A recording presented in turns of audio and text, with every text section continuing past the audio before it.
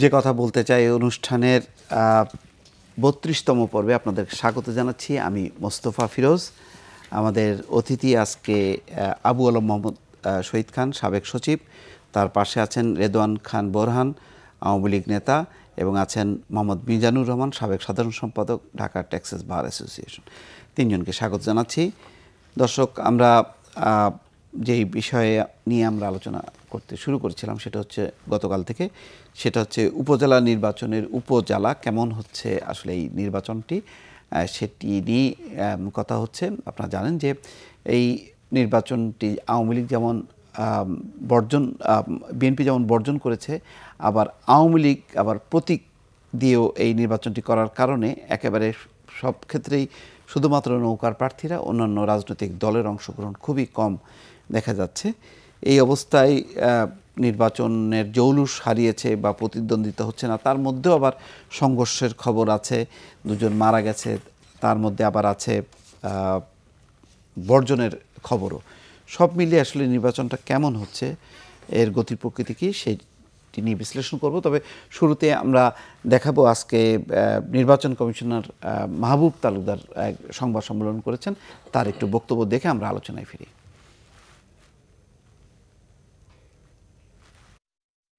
উপজেলা নির্বাচনের জৌলুস নেই। একতরফা নির্বাচনের কারণে ভোটাররাও কেউ ভোট কেন্দ্রে যাওয়ার বিষয়ে আগ্রহান্বিত নয়। এহেন নির্বাচন বিমুখতা গণতন্ত্র বিমুখতায় পর্যবসিত হওয়ার আশঙ্কা রয়েছে। এই অবস্থা গণতন্ত্রের জন্য অশনি সংকেত। আজকাল বিনা প্রতিদ্বন্দ্বিতায় নির্বাচিত কথাটা বেশ চালু হয়েছে। আমি এর অর্থ বুঝি না। আমার মতে নির্বাচন মানেই হচ্ছে একাধিকের মধ্যে বাছাই। তাই যা প্রতিদ্বন্দ্বিতা নয় তা নির্বাচন হয় কি করে? ইংরেজিতে প্রতিদ্বন্দ্বিতাহীনদের ইলেক্টেড না বলে সিলেক্টেড বলা যেতে পারে কি?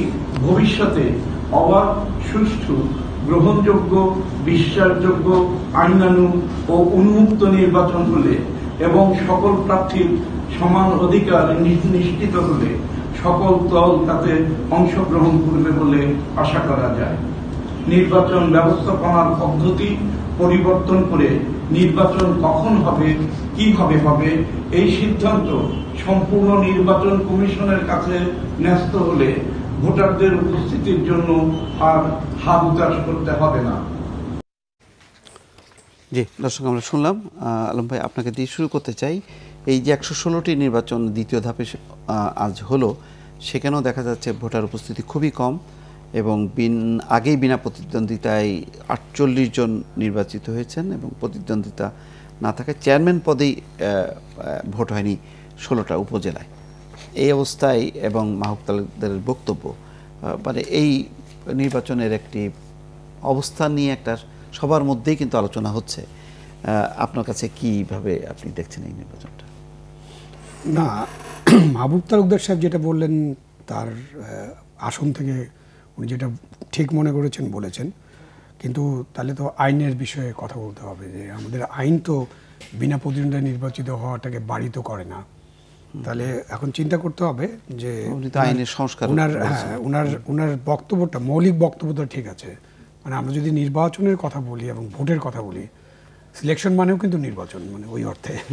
তো আমরা যদি নির্বাচন বলি এবং এটা জনগণের ভোটের কথা বলি, দুটো যখন একসাথে চিন্তা করি, তখন আমাদের কাছে জনগণের কাছে চয়েস থাকতে হবে, তার কাছে, ভোটারের কাছে থাকতে হবে যে কয়েকজন প্রার্থী আছেন এবং যে প্রার্থী ভালো বা যাকে তিনি ভালো মনে করেন বা যাকে তিনি সমর্থন করেন, দলীয় সমর্থনও হতে পারে, তাকে তিনি ভোট দেবেন। সেটা না থাকলে নির্বাচন কেমন হয়, এই উপজেলা নির্বাচন তার একটা বড় প্রমাণ।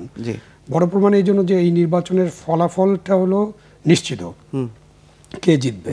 এটা আপনি বলছেন যে এখানে যেহেতু অন্যান্য রাজনৈতিক দলে কোনো প্রার্থী নেই এবং নৌকা মার্কা আছে, যে শাসক দলের প্রার্থী আছেন, তার ফলে এই নির্বাচনের ফলাফল একেবারে সুনিশ্চিত। নিশ্চিতর চেয়ে আর একটু এক ধাপ অগ্রগামী করলেন, সুনিশ্চিত। এখন যদি নির্বাচনের ফলাফল সুনিশ্চিত হয়, তাহলে একজন ভোটার কেন ভোট দিতে যাবেন? একজন ভোটার যিনি ওই প্রার্থীকেই ভোট দিতে চান, মানে যে প্রার্থী এখানে আছেন সেই প্রার্থীকে ভোট দিতে চান, তার তো আগ্রহ থাকবে না। আগ্রহ থাকবে না এই জন্য যে তিনি জানেন যে তার প্রার্থী উনি ভোট দিলেও জিতবেন, না দিলেও জিতবেন। আর বাকিরা তো নির্বাচনে আসেনি, সুতরাং তারাও যাবেন না। তো এইরকম নির্বাচন কিন্তু আমাদের জন্য, গণতন্ত্রের জন্য অবশ্যই অশনি সংকেত। এবং আমরা যদি গণতান্ত্রিক ব্যবস্থা চালু রাখতে চাই, এবং এই যে স্থানীয় সরকারের ব্যাপারে কিন্তু আমাদের সকল রাজনৈতিক দল, ক্ষমতাসীন দলও সব সময় অনেক বড় বড় প্রতিশ্রুতি দিয়ে আসছেন, এবং তাদের সবারই বক্তব্যের বটম লাইন হলো যে তারা স্থানীয় সরকার প্রতিষ্ঠানগুলোকে শক্তিশালী করতে চান, তাদের কাছে আরও ক্ষমতা বিকেন্দ্রীকরণ করতে চান, এবং তাতে অনেক সমস্যার সমাধান হবে। এটা ওনারা যেমন বলেন, আমাদের যারা বিশ্লেষক, লোকাল গভর্নমেন্ট বিশ্লেষক যারা আছেন, যারা লোকাল গভর্নমেন্ট নিয়ে কাজ করেন, যারা নির্বাচন নিয়ে কাজ করেন, তারাও এরকম মনে করেন। যদিও ওখানে এই নির্বাচনী ব্যবস্থাতে কিছু পরিবর্তন আনাটা খুব জরুরি। যেমন যে আইন করা যেতে পারে যে এরকম বিনা প্রতিদ্বন্দ্বিতায় নির্বাচিত হবে না, দরকার হলে আবার রিশিডিউল করা হবে, এটা করতে পারে। আপনার মনে আছে ফেনী নামে একটা জেলা আছে, ওই জেলায় একবার দেখা গেল যে ওখানকার সমস্ত ইউনিয়ন পরিষদ চেয়ারম্যানরা বিনা প্রতিদ্বন্দ্বিতায় নির্বাচিত হলেন। তখনই আমি বলেছিলাম টেলিভিশনে যে এটা কিভাবে সম্ভব, পরে আবার এটা কিভাবে সম্ভব। এটা সম্ভব না, কারণ হচ্ছে যে ইউনিয়ন পরিষদ নির্বাচন হচ্ছে একেবারে মানে জনগণের যে একেবারে ভিত্তি, সেখানে নির্বাচন, এবং ওখানে অনেক ক্যান্ডিডেট থাকার কথা, এবং ওখানে নির্বাচনটা জোরদার প্রতিদ্বন্দ্বিতা হওয়ার কথা। তৃণমূলের লাস্ট ইউনিট, হ্যাঁ, তো লাস্ট ইউনিটে এটা কখনো হয়নি বাংলাদেশের ইতিহাসে, ওটা রেকর্ড ছিল। এবং তখনই আমার সাজেশন ছিল যে এই নির্বাচন, এই বিনা প্রতিদ্বন্দ্বী নির্বাচন কমিশন অ্যাকসেপ্ট নাও করতে পারে। না করার 1001টা কারণ আছে, শুধু একটা কারণই বলি যে আমি মনে করি নির্বাচন কমিশন মনে করবে যে এখানে যে নির্বাচন যে বিনা প্রতিদ্বন্দ্বিতা হলো, এখানে নিশ্চয়ই কোনো ভিতরে কোনো কারণ আছে, সুতরাং আমি এটা অ্যাকসেপ্ট করব না। তো আপনি অ্যাকসেপ্ট করবেন না, এরপরে আবার যখন শিডিউল দেবেন তখন এটা হতে পারে, তো আপনি অ্যাকসেপ্ট করবেন না, আবার শিডিউল দিলে আবার হতে পারে। কিন্তু 3-4 বারের পরে ওনারা যারা বিনা প্রতিদ্বন্দ্বিতায় নির্বাচিত হতে চান, এখানে খোলাসা করে কোনো বলার দরকার নেই, মানে এখানে কথা বলার তো খোলাসা করার কিছু নাই। বিনা প্রতিদ্বন্দ্বিতায় কখন একজন নির্বাচিত হয়? খুব পপুলার কেউ হতে পারে, বাট পপুলারদের বিরুদ্ধে ফ্যামিলি থেকে প্রার্থী থাকে, আর না হলে আপনার কোনো না কোনো ওই যে ইঞ্জিনিয়ারিং একটা শব্দ আছে, কোনো না কোনো ধরনের ইঞ্জিনিয়ারিং না করলে কারো পক্ষে বিনা প্রতিদ্বন্দ্বিতায় কোনো জায়গায় নির্বাচিত হওয়া সম্ভব না, কোনো জায়গায় না। লোকাল গভর্নমেন্ট বলেন, পার্লামেন্ট বলেন, এমনি একটা সাধারণ যে ব্যবসায়ী সমিতি থাকে না, সেখানে এরকম রাস্তায় যদি ফুটপাতে, রাস্তায় যদি ফুটপাতের ওরা কোনো কল্যাণ সমিতি করে, আপনি দেখবেন প্রার্থী ভর্তি এবং পোস্টার ভর্তি, শ্বাস রব এলিফ্যান্ট রোডের ব্যবসায়ী সমিতির নির্বাচন, আপনি ওই এলাকায় তখন যেতে পারবেন না, এরকম অবস্থা হয়। সুতরাং বিনা প্রতিদ্বন্দ্বিতায় নির্বাচিত হওয়ার বিষয়টার মধ্যে গলদ আছে, এটা পুরোপুরি একটা গলদের ব্যবস্থা। এই গলদ কিন্তু দূর করতে হবে। এই গলদ যদি আমরা দূর করতে না পারি, তাহলে আমাদের দেশের যে গণতন্ত্র বা গণতান্ত্রিক চর্চা বা গণতন্ত্রের যে প্রতিষ্ঠানগুলো আছে, এগুলো দুর্বল হয়ে পড়বে, এবং পরবর্তীতে এটার জন্য জাতিকে অনেক দায় ভোগ করতে হবে। জি, আপনি এখন বোরহান, আপনি তৃণমূলে চাঁদপুরে হাইমচরের আপনি একদম তৃণমূল পর্যায়ের নেতা, এবং কেন্দ্রীয়ভাবেও আপনি দেখছেন। আপনার কাছে কি মনে হচ্ছে আসলে এটা কি একেবারেই শুধু দলীয়ভাবে একটি নির্বাচন সেরকমই হয়ে যাচ্ছে না? ধন্যবাদ আপনাকে। আমি 1988 সালে উপজেলা নির্বাচন তখন আমি দেখেছি এবং সক্রিয়ভাবে নির্বাচনে অংশগ্রহণ করেছি। সেখানে একটা নির্বাচনটা হইতো, তারপরে অন্য একটা সিস্টেমে রাত্রেবেলা রেজাল্ট হইতো। তো আমি ওইদিকে না যেয়ে অ্যাকচুয়ালি জাতীয় সংসদ নির্বাচন ঘটন ক্ষেত্রে জাতির জন্য একটা অপেক্ষামান এবং অনেক কিছু নির্ভর করে। আর উপজেলা ইলেকশন যেহেতু স্থানীয় সরকার নির্বাচনের দায়বদ্ধতা, এখানে ভোটারের উপস্থিতিটা নির্ভর করে। দুইজন পক্ষ যখন নির্বাচন করে, তখন তাদের আত্মীয় স্বজন থেকে শুরু করে পাড়া প্রতিবেশী সকল মানুষকে উদ্দীপ্ত করা হয় এবং তাদেরকে ভোট কেন্দ্রে আনার ব্যবস্থা করা হয়। সেই ক্ষেত্রে নির্বাচন যখন আসে, তখন অবশ্যই বিরোধী দল যখন থাকে, নির্বাচনের আমেজ এবং ইমেজটা সুন্দর হয়। কিছুক্ষণ আগে যে বক্তব্য শুনলাম মাহবুব তালুকদারের, কিন্তু আমার কাছে ওনার বিভিন্ন সময়ের বিভিন্ন বক্তব্যটা বিভিন্ন রকম মনে হয়। তার কারণ হচ্ছে নির্বাচন কমিশনের যে দায়িত্ব থাকবে, তার ভুল ত্রুটি সংশোধন করার দায়িত্ব এটা তাদেরই থাকবে। এখন ওই যে কিছুক্ষণ আগে যে আমাদের ভাই বললেন যে বাংলাদেশে এত পপুলার প্রধানমন্ত্রী পর্যন্ত নির্বাচন করতে হয়েছেন। তো এখানে প্রতিদ্বন্দ্বী থাকে, কিন্তু প্রতিদ্বন্দ্বী কিভাবে এটাকে না করার ব্যবস্থা, যে প্রক্রিয়াটা সেটা ব্যবস্থা হয়, সেই প্রক্রিয়া থেকে একবার বাদ না দিলে যদি নির্বাচন কমিশন এটা আইনে সংশোধন করতে পারেন যে কেউ যদি কারো বিরুদ্ধে কোনো প্রার্থী না থাকে, তাহলে অন্তত ভোট কেন্দ্রে যাইতে হবে, না ভোট থাকবে, খানা ভোটের ব্যবস্থা থাকবে, তাহলে তো সিলেক্টেড হবে। তাহলে এই যে বিনা কষ্টে জনগণকে ছেড়ে দিতে, এই আইনটা কে করবে? নির্বাচন কমিশন করবে। এখন নির্বাচন কমিশন দেখা যায় যে উনি মাঝে মাঝে বক্তব্য যে একজন এতিম অপারগতার প্রকাশ করে, আবার অনেক সময় উনি অনেক ধরনের বীরত্বের প্রকাশ করে। এখানে ভুল, মানুষ যখন একটা স্ট্রাকচার তৈরি করে তখন কিন্তু ভুল ত্রুটি থাকতে পারে, সেই ভুলটিকে সংশোধন করে একটা সুন্দর পরিবেশ সৃষ্টি করা নির্বাচন কমিশনের কাজ।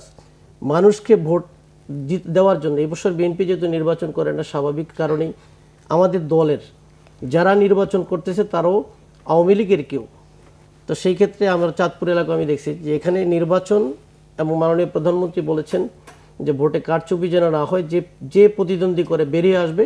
কিন্তু তারপরেও দেখা যাচ্ছে যে মানে এই উপজেলা নির্বাচনে বারবার নির্বাচন কমিশনের নিষেধাজ্ঞা সত্ত্বেও দেখা যাচ্ছে লোকাল এমপিরা কিন্তু প্রভাব বিস্তার। এখানেই কথা, এটাই তো বলছে প্রভাব তো তারা একচুয়ালি সকল মানুষই আমাদের এগুলি আমরা এখানে টেলিভিশনে একবারে না বললে আইসে কি লাভ, আর যদি বলতে যাই তাহলে অনেক সময় দেখে জবাব দিই তার প্রশ্নে আসে। এখানে প্রত্যেকটা মানুষ, আমি একটা জিনিস খেয়াল করি, যে এমপি হচ্ছেন তারই উপজেলার চেয়ারম্যান লাগবে, তারই মেয়র লাগবে, এটা কেন? সে তো জাতীয় সংসদ নির্বাচনে প্রতিনিধিত্ব করতে আসছেন, জাতির উদ্দেশ্যে কথা বলবে, দেশের কথা বলবে, কিন্তু ওনার সব রিপ্রেজেন্টেটিভ লাগবে, কারণটা কি? এটার থেকে বেরিয়ে আসতে হবে। এটা যদি বেরিয়ে আসতে, এখন মানুষ কেন নির্বাচন থেকে সরে যায়? সরে যাওয়ার পিছনে যে চিন্তা করতেছে যে এই এলাকার লোকাল এমপি যেহেতু পাওয়ারফুল, আমি তো ওনার বিরুদ্ধে প্রার্থী, আমার যা টাকা পয়সা আছে এটি তো খরচ করে কি লাভ? তারপরে আমি চাঁদপুর সদরে আমাদের উপজেলা প্রার্থী, বিদ্রোহী প্রার্থী আছে, স্বতন্ত্র প্রার্থী আছেন, তারা নির্বাচন করবে। আশা করি আমরা একদম বিনা প্রতিনিধি এবং নির্বাচন মাননীয় প্রধানমন্ত্রী বলছেন, এবং আমাদের যে অসুস্থ, আমি ওনার জন্য তার শারীরিক সুস্থতা কামনা করি। আমাদের পার্টি সেক্রেটারি ওবায়দুল কাদের সাহেব বলছেন যে নির্বাচন যেই করবে আমরা স্বাগত জানাবো, কারণ যেই আসবে সকলে আওয়ামী লীগেরই আসবে। স্বতন্ত্র প্রার্থী হলো আওয়ামী লীগের লোক। এখানে জনপ্রতিনিধি যদি জনগণের ভোটে নির্বাচিত না হয়, তাহলে জনগণের কাছে উনি যদি জবাবদিহিতা না করে, তাহলে উনি কি কাজ করবে? জনগণ, আমি যেমন চাঁদপুর হ্যামচর 20টা ইউনিয়ন, 2টা থানা মিলে 20টা ইউনিয়ন এমন কোনো জায়গায় নেই যে আমি যাই নাই। তো জনগণের সমস্যা কোনটা আমি আগেই চিহ্নিত করতে পারছি, তখন আমি নির্বাচিত হলে তখন আমি কাজ করতে পারবো। কিন্তু জনগণের কাছে যদি সে না যায় নির্বাচিত হয়, তাহলে জনগণের সমস্যাটা উনি বুঝবে কোথায়? আর যখন উনি নির্বাচিত হবে তখন তো ওনার চতুর্পাশে উনি অনেক কাজ নিয়ে ব্যস্ত থাকবেন, জনগণের কথা ভাবার সুযোগ কোন সময় থাকবে? তবে আমি সদুত্তরে একটু কথা বলতে চাই। একটা সম্পত্তি নিয়ে 2 ভাই মামলা করত। তো মামলা করার পরে এক ভাই যে সম্পত্তি ভোগ করত, আরেক ভাই যে হাজিরা দিত আইসা, তো উনি পাট কাইটা আইসা কোর্টে হাজিরা দিতেছিল। সেই মুহূর্তে পাটে ওই হাজিরা দেওয়ার সময় দূরের থেকে দেখা যায় যে যোগ আছে না, যোগ ওনার শরীরে মানে রক্ত খাচ্ছে। ওই মুহূর্তে ওই লোক, ওই যে ভদ্রলোক তার ভাই, সে দেখে যে মানে মামলাটা, সে আসামি, সে বলতেছে যে জোকে যে রক্ত খায়, রক্ত তো আমার, কিন্তু কথা যদি না বলি তো জোকে তো রক্ত খায়। তো প্রতি উত্তরে হলো যে এত মক্কেল ছিল, উকিল ছিল, কেউ তো আমার রক্তের প্রতি মায়া নেই, তাহলে আজকের থেকে মামলা আমি উইথড্র করবো, হয়তো আমার ভাই সম্পত্তি খাবো না, তা আমি খাবো। এই কথাগুলি আমি বলতে চাচ্ছি যে এই স্থানীয় সরকার নির্বাচনে, উপজেলা নির্বাচনের ভিত্তিতে একজন আরেকজনের যে রক্তক্ষরণ কার, এটা আমার ভাইয়ের, এলাকার মানুষ, অন্তত ভ্রাতৃত্বপূর্ণ পরিবেশ হোক। এই পরিবেশের মাধ্যমে একটা সুষ্ঠু নির্বাচন, অবাধ সুষ্ঠু নিরপেক্ষ নির্বাচন হোক, জনপ্রতিনিধির প্রতিনিধিত্ব করুক, এটা আমরা আশা করি। জি, আমি আপনার কাছে আসতে চাচ্ছি যে আমরা দেখছি বিএনপির একটা বর্জন করলো, এখন কি বর্জন করলো এবং শতাধিক নেতাকর্মীকে বহিষ্কার করলো। এই বর্জনটার মধ্য দিয়ে কি মানে খুব ভালো রাজনৈতিক কোনো অর্জন হলো কিনা?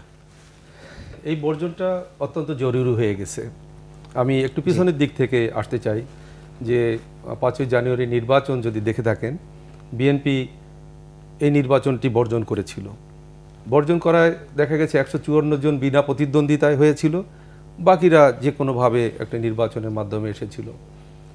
বাংলাদেশের জনগণ তখন কিন্তু বিএনপিকে বিভিন্ন ধরনের সমালোচনা করেছে, নির্বাচনে গেলেই ভালো হতো। আর তারই ধারাবাহিকতায় এই সদ্য 30শে ডিসেম্বরে যে নির্বাচন হয়েছে, এই নির্বাচনে কিন্তু বিএনপি অংশগ্রহণ করেছে। বিএনপি অংশগ্রহণ করার পরে বাংলাদেশের আপামর জনগণ, যার বয়স 7 বছর, তার থেকে 99 বছর বয়সের বৃদ্ধ, এরা দেখেছে যে এই নির্বাচনটি কেমন হয়েছে।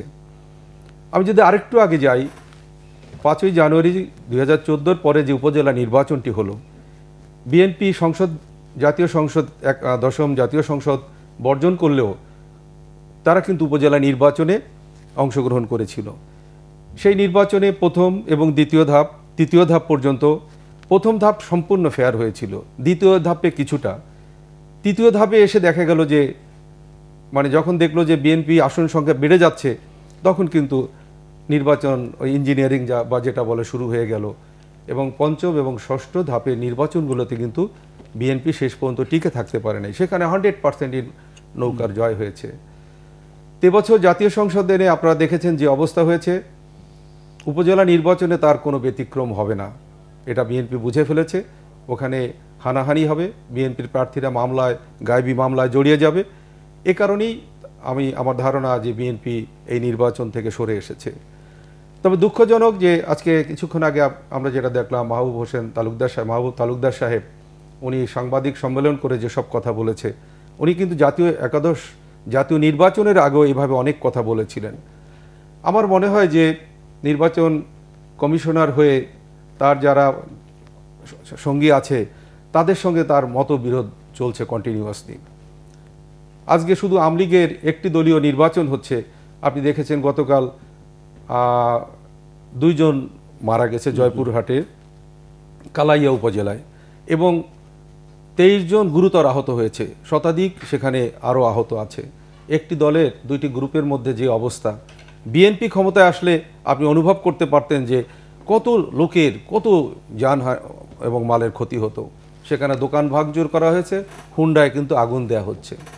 এরপরে তমিজউদ্দিন সহ আরও 3টে উপজেলায় দেখলাম ধাপে ধাপে আওয়ামী লীগের 2 গ্রুপের মধ্যে ধাওয়া পাল্টা ধাওয়া, প্রায় 53 জন গুরুতর অবস্থায় দিনাজপুরের এবং শহীদ জিয়া মেডিকেল কলেজে তাদেরকে ভর্তি করা হয়েছে। তাই যে নির্বাচনটি হচ্ছে, আমার ব্যক্তিগত মতামত, বাংলাদেশের যে গণতন্ত্র, এই গণতন্ত্র তো ভুলণ্ঠিত হচ্ছে, পাশাপাশি আমার ধারণা যে ভবিষ্যতে মানুষ নির্বাচনমুখী হবে কিনা এটা নিয়ে সন্দেহ দেখা দিয়েছে। কারণ যে নির্বাচনে প্রতিদ্বন্দ্বী নাই, ভাই যেটা বলতেছিলেন যে ইচ্ছা থাকলেও অনেক কথা বলা যায় না, তো আমিও তার সাথে একমত যে নির্বাচনে যদি প্রতিদ্বন্দ্বিতা না থাকে, চেয়ারম্যান উনি হয়ে গেছেন বিনা প্রতিদ্বন্দ্বিতায়, বাট মহিলা ভাইস চেয়ারম্যান এবং চেয়ারম্যানের নির্বাচনটা হবে। আপনারা দেখেছেন প্রায় 112 জন প্রার্থী ইতিমধ্যেই তাদের ম্যান্ডেট পেয়ে গেছেন। তো বাকিদের কি অপরাধ যে 112 জন, ওরা তো আমার দলেরই লোক, বাকিরা কেন বিনা প্রতিদ্বন্দ্বিতা হতে পারবে না? আমার মনে হয় যে এক্ষেত্রে আমাদের নির্বাচন কমিশনার সরকারের সাথে আলোচনা করে আমাদের দেশের এই নির্বাচনী ব্যয়টা কমানোর জন্য যোগ্য লোকদের ধরে ধরে এনে যদি সিলেকশন কমিটি করতে পারে, সিলেক্ট চেয়ারম্যান করতে পারতো, উপজেলা এবং উপজেলা ভাইস চেয়ারম্যান, মহিলা ভাইস চেয়ারম্যান করতে পারতো, তাহলে কিন্তু এই নির্বাচনী হানাহানাটি অনেক কমে যেত। এটা কি আপনার কাছে আমার একটা প্রস্তাব, এই কারণে যে এটা তো একটা হতাশার থেকে আপনি বলছেন। হ্যাঁ, আমি হতাশার থেকে বলছি। দেখেন, একটা দল আছে, অথচ প্রথম যে 87টা ইয়াতে নির্বাচন হলো, সেখানে 2টা উপজেলায় কোনো নির্বাচনই হয় নাই, আর 12টি উপজেলার নির্বাচন স্থগিত করা হয়েছে। এখানে তো বিএনপি নেই, অন্য কোনো দল নেই, তাহলে এটা কেন স্থগিত হবে? জি, আচ্ছা, একটা প্রশ্ন, যে একটা বলা হচ্ছে যে বড় দল না আসার কারণে, কিন্তু আমরা জাতীয় সংসদের যে প্রতিফলন হয় তাতে তো জাতীয় পার্টি অনেক বড় রাজনৈতিক দল, ইভেন ওয়ার্কার্স পার্টি বা জাসদ ইনুরোতে একটা বড় অবস্থান আছে। এই অবস্থানগুলো কেন মানে উপজেলা নির্বাচনকে প্রতিদ্বন্দ্বিতাপূর্ণ করতে পারলো না?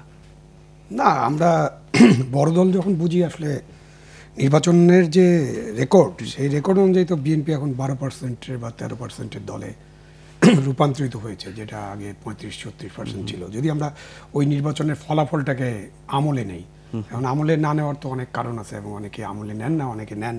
তো এই জায়গায় তো আপনি তাহলে তো 12% ভোটার হয়তো আসার কথা না, মানে নির্বাচন বর্জন করেছে বিএনপি, তাহলে তো ওদের ভোট হলো 12%। তো আরও ধরেন জাসদ ইনুটিনু যারা আছে, যাদের কথা বললেন, ওদের 3-4% ভোট আছে, তাহলে ধরেন 15-16% ভোটার আসার কথা না। কিন্তু এই যে জাতীয় নির্বাচন হলো, সেখানে তো 80 থেকে 91% ভোট পড়েছে, তো ভোটাররা কোথায় গেল? সেই ভোটার, এটা একটা প্রশ্ন আপনার কাছে, তো একটা প্রশ্ন থাকলো, এটা আমি উত্তর জানবো। একটা দর্শকের ফোন নিয়ে আসি। জি দর্শক, আপনার নাম বলুন এবং প্রশ্ন করুন। জি, আসসালামু আলাইকুম, আমি আঞ্জু ময়মনসিংহ থেকে বলছি। জি, ওয়ালাইকুম আসসালাম, জি বলুন।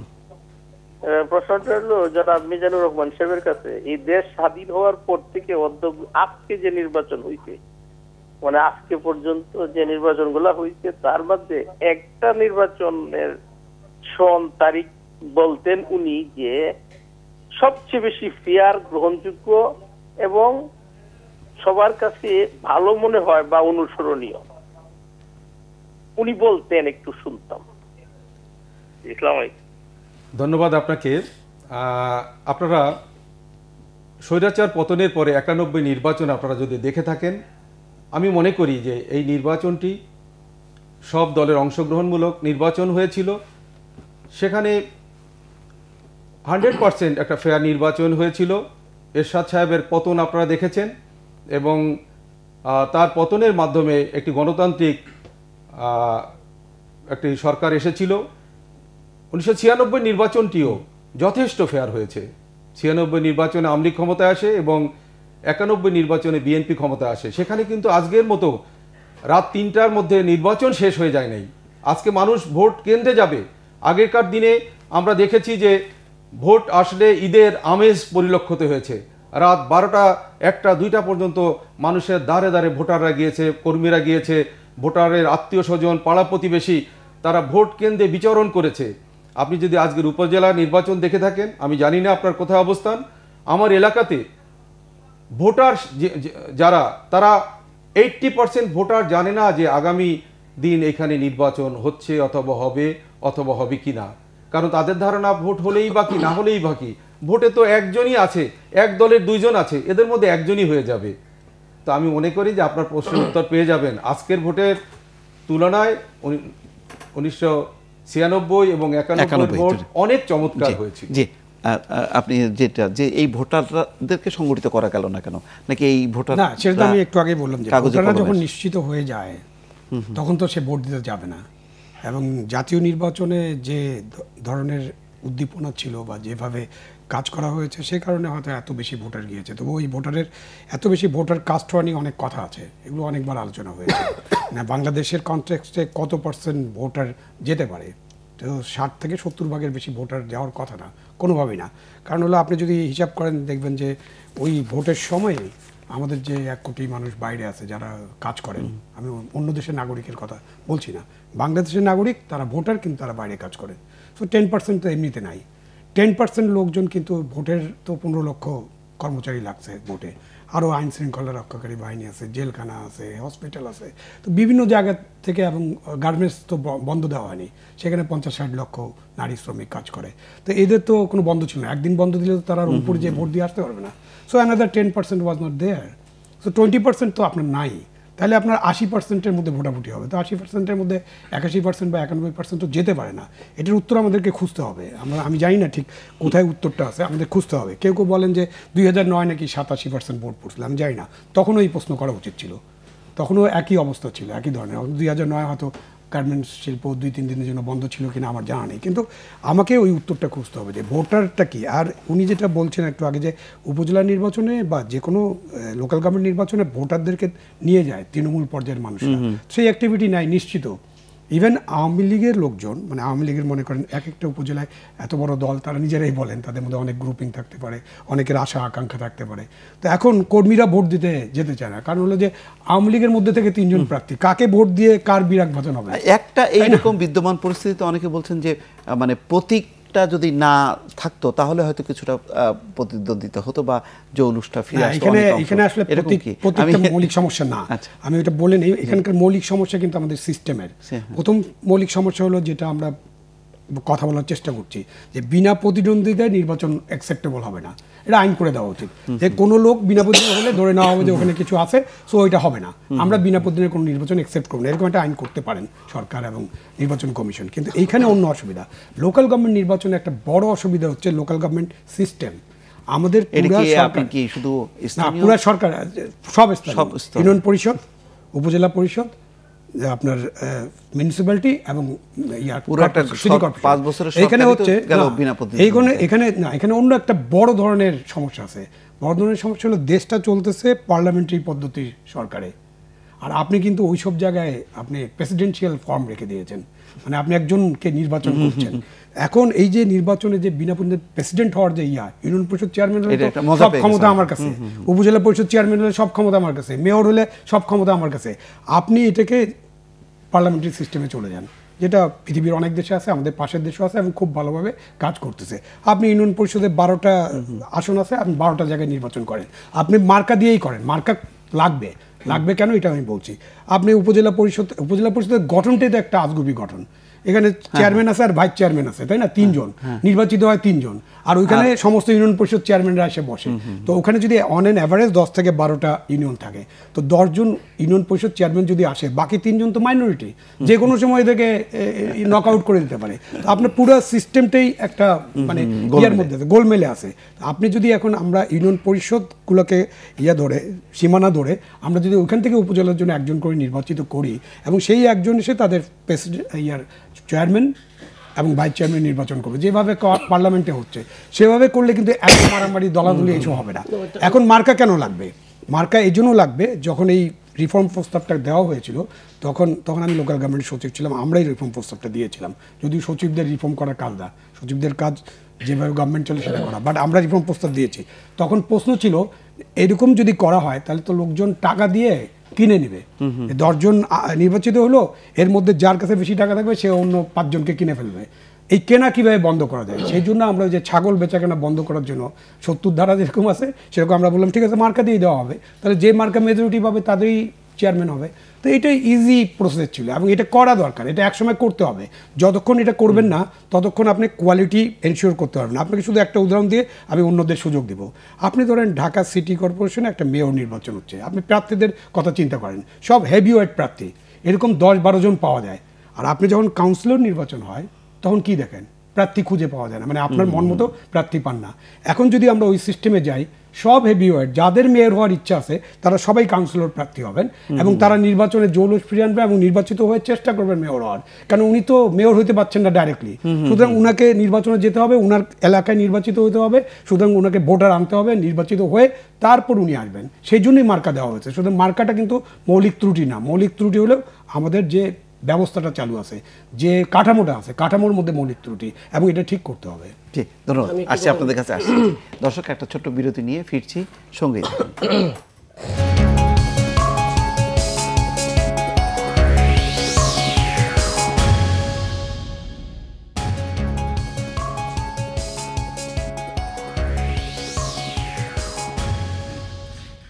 সুপ্রিয় দর্শক, আবারও স্বাগত। যে কথা বলতে চাই অনুষ্ঠানে সঙ্গে থাকার জন্য ধন্যবাদ।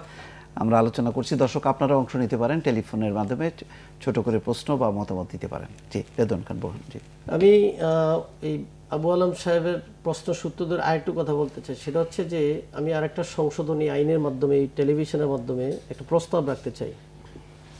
যেমন নির্বাচন, ইউনিয়ন পরিষদ নির্বাচন 5 বছরের জন্য নির্বাচন হয়, কিন্তু যে কোনো ত্রুটি বিচ্যুতি মামলা বা যে কারণ, যার যদি কারণ থাকে, সেই ক্ষেত্রে এই একটা মামলা দেখিয়ে কোনো চেয়ারম্যান 8 বছর 9 বছর পর্যন্ত থাকে। আমার প্রস্তাবটা থাকবে যে 5 বছর যখন পূরণ হয়ে যাবে, যদি কোনো মামলা থাকে, কিছু থাকে, সেটা সে ওই একজন তত্ত্বাবধায়ক বা একজন প্রশাসক নিয়োগ করে ওইটা উনি বহাল থাকবেন পরবর্তী সময়গুলি, কিন্তু ওনার আমলে এটা নিরসন হবে। জনপ্রতিনিধি তাকে ভোট দিয়েছেন 5 বছরের জন্য, বাট এক্সটেনশন করার জন্য জনপ্রতিনিধি তারা নির্বাচিত করেন নাই।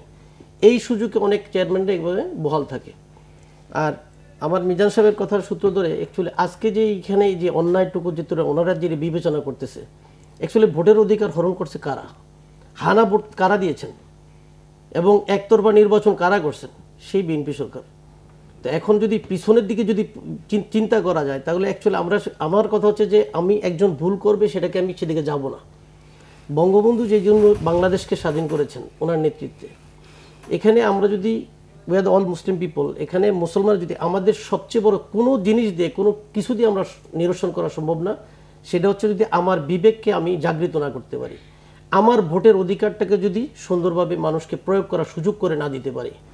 এই ব্যবস্থাটাকে করার জন্য হচ্ছে কাজ করতে হবে। এখন উনি সংসদ নির্বাচন করেছেন, কিন্তু ওনারা জিততে পারেন না, আবার উপজেলায় গেল না, তো একটা পর্যায়ে যাবে না। তার মানে এটাকে জনগণের যে ম্যান্ডেট ওনারা এটাও তো একটা ইলেকশনের মনে একটা আছে, পরপর 2 বার নির্বাচন না করলে তাদের নিবন্ধন বাতিল হবে। তো নির্বাচনের জন্য সকলে আসতে, এটাও কিন্তু নির্বাচন কমিশনের কাজ, বাধ্য করা হবে নির্বাচনে আসার জন্য।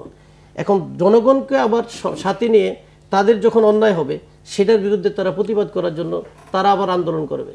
এখন জনগণের সবাই বোকা বানিয়ে রাখবে, জনগণের ভোটে আমি নির্বাচিত হইলাম, আবার নির্বাচিত না হইলে জনগণ আমার কাজে লাগবে না, জনগণ দীর্ঘশ্বাস ছাড়বে।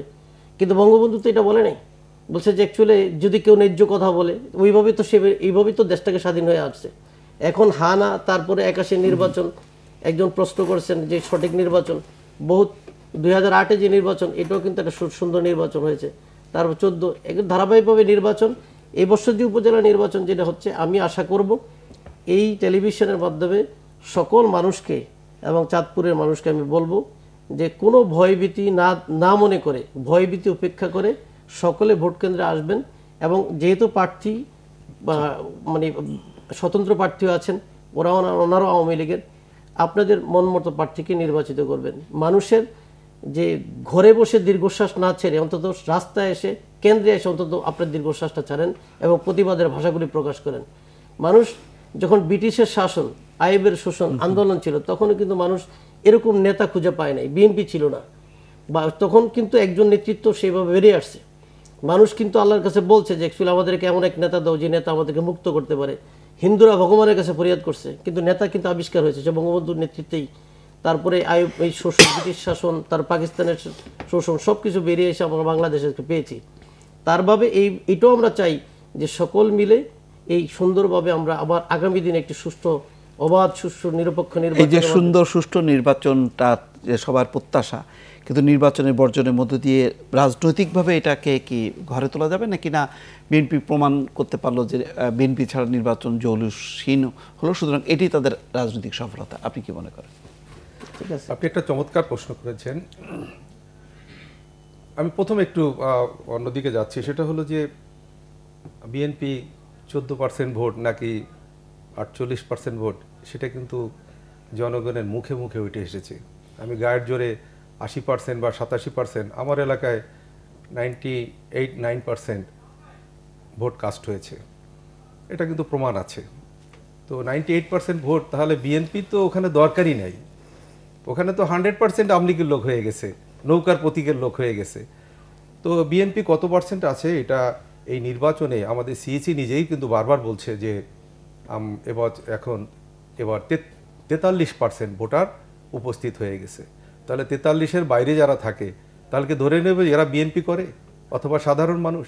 সাধারণ মানুষ যদি হয় তাহলে কেন তারা ভোট একটা ইমানি দায়িত্ব, এই ইমানি দায়িত্ব পালন করতে গেল না? এটা কিন্তু একটা প্রশ্নই থেকে যায়। আর আপনি যেটা বলছেন, আমি যদি ভিন্ন আঙ্গিকে বলি যে এই নির্বাচন, এটি কোনো নির্বাচনই হচ্ছে না। মানুষের আশার প্রতিফলন ঘটতে হবে।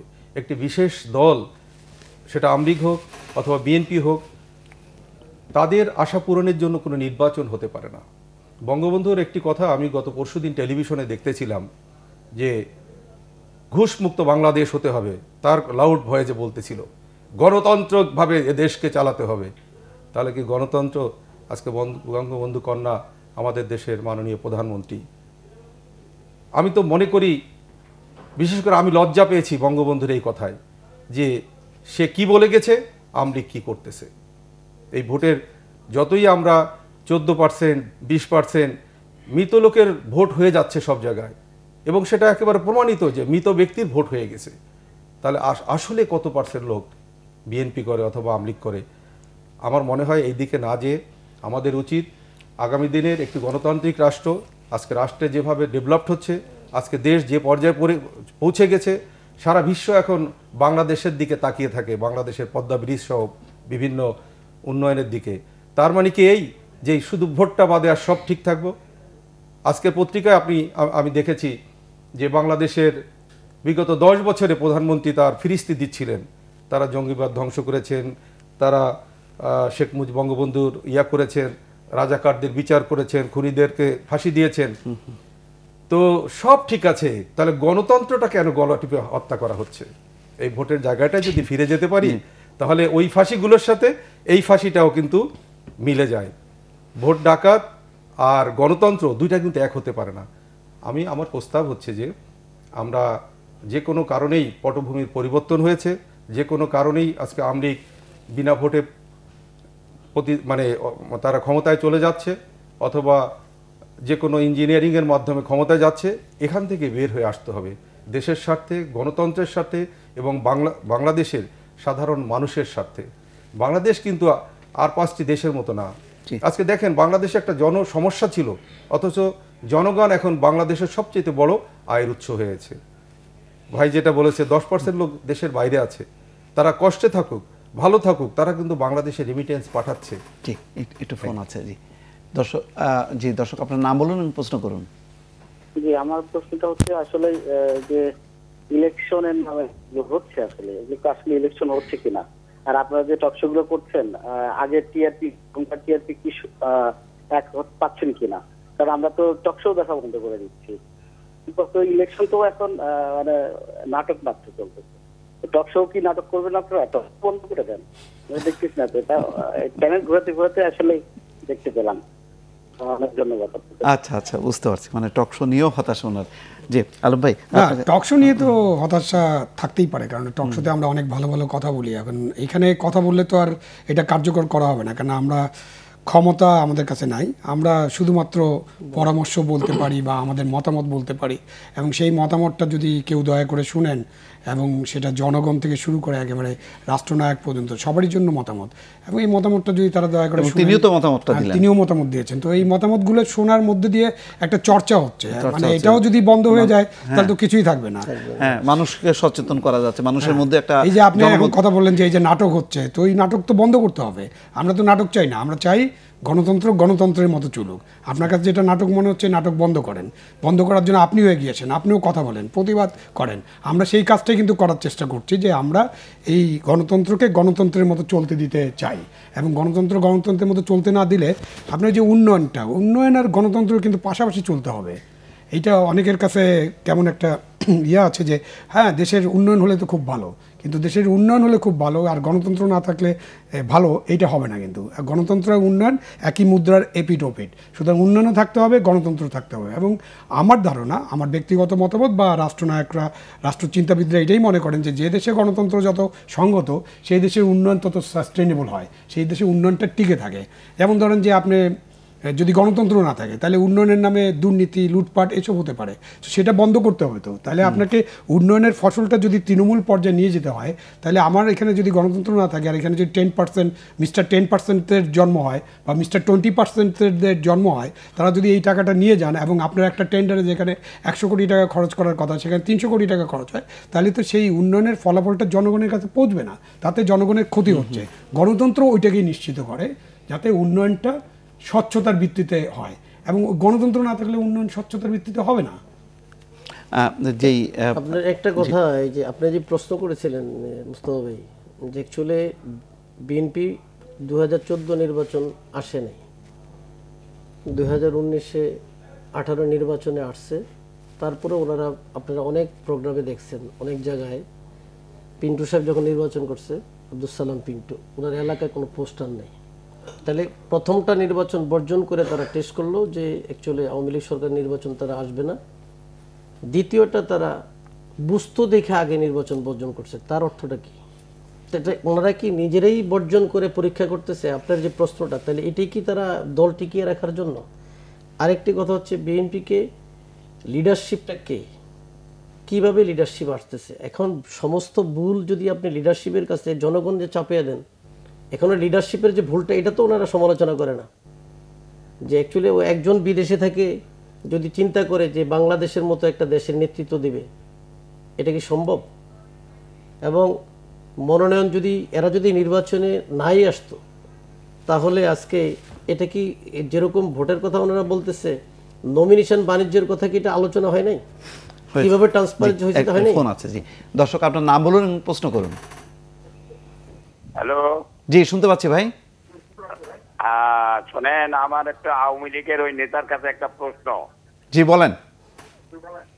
ও প্রশ্ন হলো যে ওনাদের কথা হইলো যে আওয়ামী লীগের লোক আন্দোলনমুখী, ঠিক আছে? তাহলে এই গত নির্বাচনে, সংসদ নির্বাচনে 82% ভোট হয়েছে, কাস্ট হয়েছে। সিটি কর্পোরেশনে ওই ধরনের ভোট কাস্ট হয় নাই, আর উপজেলায় এই ধরনের কাস্ট হয় নাই। আওয়ামী লীগের লোকগুলো তো ভোট দেবে, 82% লোক তো ভোট দেবে। সিটি কর্পোরেশন প্রশ্ন করছেন। আর এই নাম্বার 1, আর নাম্বার 2, আর রাত্রে ভোট হয়েছে সে কথা আমি বলতে চাই না। ওনরা বলে যে বিরাট ম্যান্ডেল নিয়ে তারা সরকার গঠন করছে। আমার বাড়ি মেহেন্দিগঞ্জ থানায়, ভাসানচর ইউনিয়ন, পঙ্কজ দীপনাথ যেখানে এমপি। আমি 5,000 টাকা খরচা করিয়া ভোট দেওয়ার জন্য গেছি। আমার নিজের ভোটটা তো আমি দিতে পারি নাই, তাই না? আমি কিভাবে বুঝবো যে আপনারা পুরো বিরাট ম্যান্ডেল নিয়ে সরকার গঠন করছেন? আমার ভোটটা দিতে পারি নাই কেন? জি জি, বুঝতে পারছি। জি, ধন্যবাদ। জাতীয় সংসদ নির্বাচনের প্রেক্ষাপটে ওটা তো ছিল, এটা বলছে। আমরা ওই আলোচনাটা আর আজকে করতে যাচ্ছি না। তারপরে একটু বলে যেহেতু এটা উপনির্বাচন, এটা মেয়র ইলেকশনটা যেহেতু বিকল্প প্রার্থী ছিল না, সেই কারণে আবার ওই দিনকার ওয়েদারও খারাপ ছিল, আমরা অনেক বক্তব্য করছেন, সেই হিসাবে ভোটার উপস্থিতি কম ছিল। আর এটা উপনির্বাচন। ঠিক আছে, আমরা একটু যদি ছোট্ট করে একটা কথা বলেন যে মানে ভবিষ্যতে তাহলে কি দাঁড়াচ্ছে, মানে এটা কি বিএনপিকে অপেক্ষায় থাকবে যে কবে একটা প্রতিদ্বন্দ্বিতামূলক? এখানে মানে আমার বুরহান ভাইয়ের কথার রিপ্লাইটা আগে দেই। এই জাতীয় নির্বাচনে, একাদশ জাতীয় সংসদ নির্বাচনে আমি এলাকায় যেতে পারিনি। আমি 9 বছর উপজেলা বিএনপির প্রেসিডেন্ট ছিলাম। আমার নামে কোনো মিথ্যা মামলা বা হয়রানি মামলা কিন্তু হয়নি। বাট এবার এমন অবস্থা ছিল যে এলাকায় গেলেই অ্যারেস্ট। আমার যারা প্রার্থী ছিল, প্রার্থী এলাকায় যেতেই পারে নাই। পোস্টার যদি কোনো কারণে ছাপানো হয়, সারা বাংলাদেশের প্রেসকে বলে দেওয়া হয়েছে ধানের শীষের কোনো পোস্টার ছাপানো যাবে না। একজন লোক যদি পোস্টার লাগাতে গেছে, সঙ্গে সঙ্গে অ্যারেস্ট। সে যদি আমরা কিছু কিছু মানে টেস্টমূলক, যে একটু বাচ্চা ছেলে, কম বয়সী ছেলে অথবা কম জানাশোনা লোক দিয়ে টেস্ট কেস হিসাবে শুরু করা হয়েছিল। রাস্তা তো নামার কোনো সুযোগই নেই, কাউকে নামতে দেওয়া হয়নি, একটি পোস্টার লাগাতে দেওয়া হয়নি, পোস্টার ছাপাতে দেওয়া হয়নি। যাই হোক, আপনার শেষ যে প্রশ্নটা, বিএনপি এখন একটা জায়গায় ফিরে গেছে, সেটা হচ্ছে যে অনিয়ম করে কোনো রাষ্ট্রনায়ক দীর্ঘদিন রাষ্ট্রে থাকতে পারে না, এটা সারা বিশ্ব দেখবে। আর একটা সময়ে এমন হবে যে নিজেদের মধ্যে, শুধু আওয়ামী লীগের মধ্যে, তাদের নিজেদের মধ্যে এমন অনিয়ম হবে, নিজেরা তর্ক বিতর্ক এবং ঝামেলায় জড়িয়ে যাবে। এরপরে সুবুদ্ধি উদয় হবে এবং সুষ্ঠু নির্বাচন আগামীতে হবে, এটা আমরা আশা করি। এটা অনেকটা এর উপরে ছিল যে না, এটা তো পরে পুরোপুরি প্রকৃতির উপর ছেড়ে দিন। উপায় নাই এই মুহূর্তে আমাদের যে তাহলে আপনারা দল-টল বন্ধ করে দেন, দল বন্ধ 5 বছর পরে আসেন। তাহলে মানে আপনারা যদি ওইভাবে চিন্তা করেন তাহলে এটা করা যায়, মানে এটা করেন যে আমাদের কোনো দল-টল নাই, আমাদের নেত্রী জেলে আছে, আমরা কোথাও একটা সমাবেশ করতে পারবো না। আপনার নেত্রী জেলে আছে, মারা গেল 0 পয়েন্টে, গণতন্ত্র মুক্তিবাদ। আচ্ছা, ঠিক আছে।